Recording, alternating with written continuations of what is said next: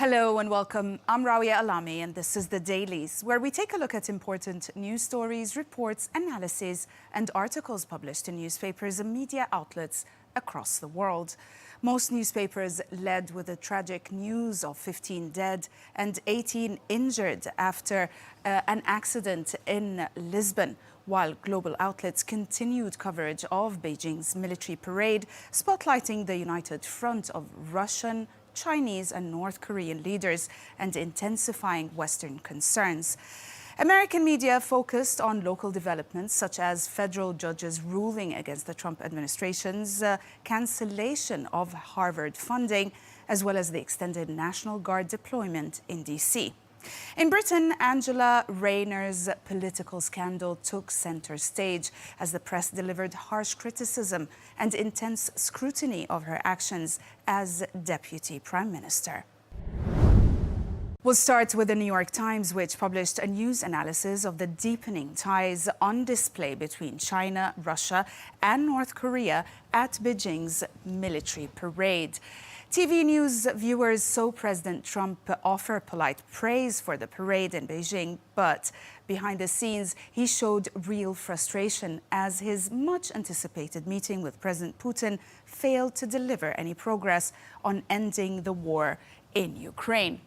The piece captures Trump's struggle to manage shifting alliances among authoritarian powerhouses, highlighting some of the social media reactions and also expert warnings about a changing world order challenged by America's adversaries. The analysis concludes that viewers are now left with a portrait of a president navigating diplomatic setback and rivalry. The Wall Street Journal provided a rare glimpse into North Korea's dynastic politics, reporting on Kim Jong-un's daughter's debut at China's World War II celebrations, a move, by the way, that has intensified speculation about succession plans. The report highlights how Kim Ju-ae, thought to be around 12, took precedence over senior officials in Beijing, drawing parallels to how past Kims signaled their heirs and underscoring her emerging public role. The piece cites analysts who note the unprecedented visibility of a potential female successor in an intensely patriarchal regime, while noting she remains too young for formal designation. The report concludes that Kim's daughter's presence not only humanizes his image, but also suggests the regime's intent to build global recognition for the next generation. In a special report, The Washington Post provides a thorough and timely examination of the deep crisis in U.S.-India relations under President Trump's administration.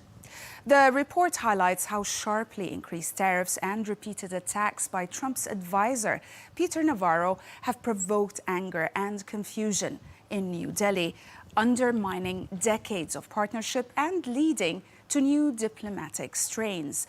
The piece documents how Modi's government has responded with defiance and outreach to China and Russia, while emphasizing economic self-reliance at home.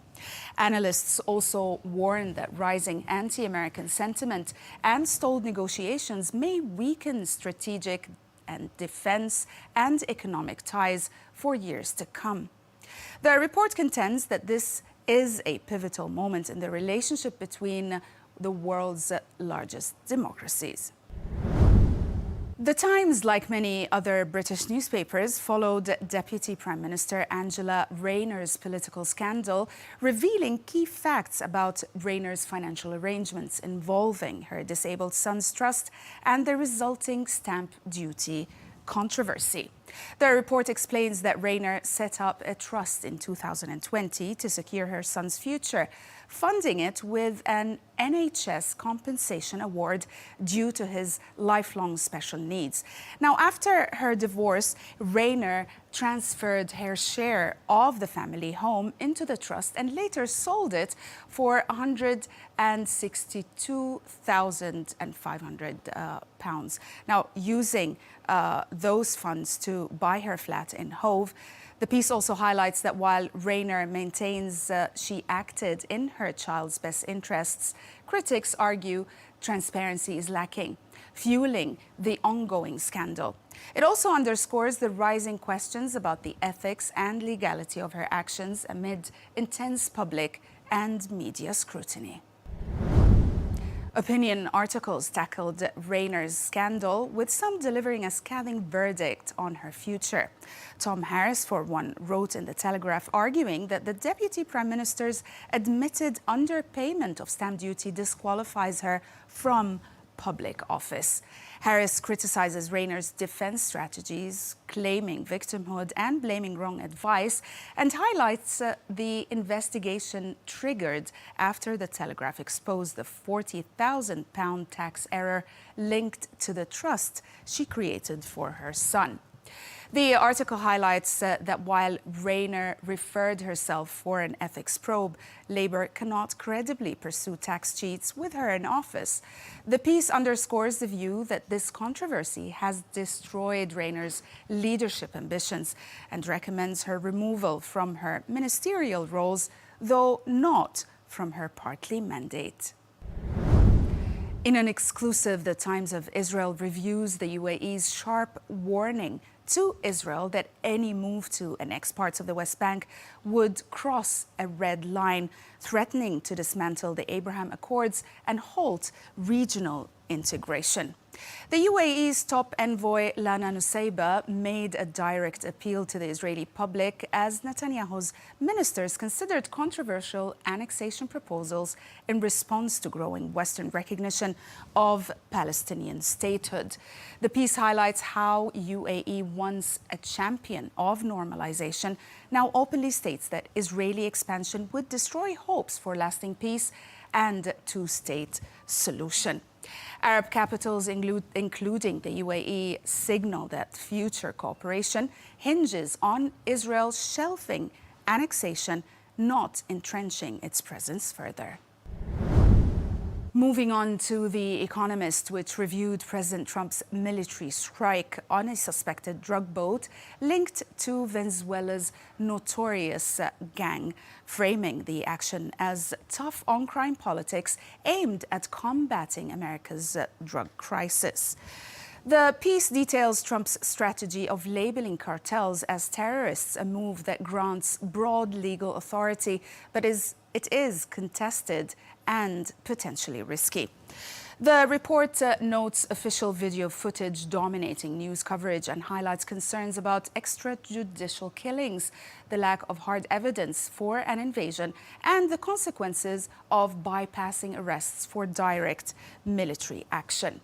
The piece concludes with a warning that this approach may do little to curb overdoses and risk destabilizing relationships with Latin American neighbors.